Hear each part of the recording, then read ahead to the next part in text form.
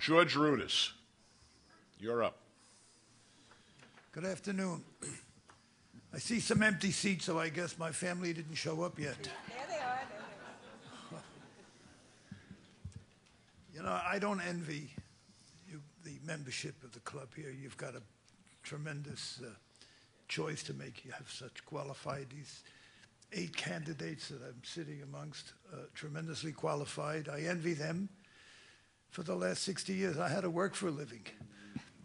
And I can't read off club memberships, what they've done. The club is operating, I think, very well.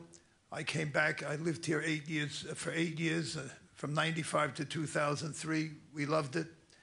My kids liked it. They moved here last year. I moved back. I think the club is the food, it's beautiful, of course. I certainly am not trying to run for the board to do anything different. But what I see, I feel has to be done, is we have an enormous amount of homes. I say enormous because it's probably, 80 some odd homes that are up for sale. Last year, I understand, only 17 were sold. That's a lot of income that the club lost because each home that's sold represents $195,000 to the board, to the budget, which is a very important factor.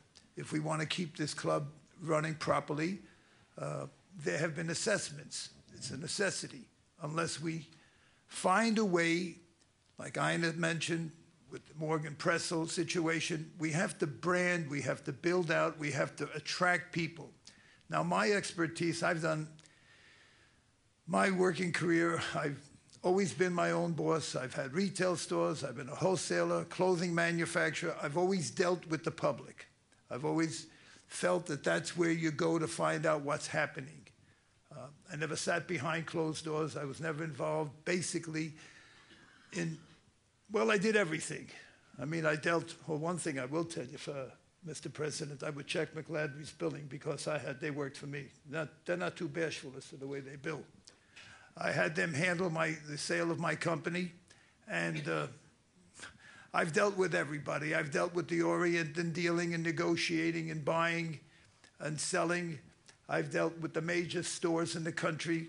I've had experience. I've created a business that in 4 years went from 0 to $100 million based on knowing what the public wanted, not selling anything cheaper than the next man, not doing anything irregular. I feel to the board, if you find it possible to elect me, I bring a sense of entrepreneurship, a sense of marketing, and I feel that I could, along with the rest of the members here, form a great team to keep St. Andrews #1 and to move some inventory and find ways. Ina mentioned the point, attracting younger people. I think we have to explore the possibility of arranging payment plans, making it easier for them to join, paying up. Don't hit them on the head. We want to build. We don't want to sit back and be a land of just the well-to-do. We want people who want to move here, who want to be with us. So I would appreciate your vote, and I thank you for coming here.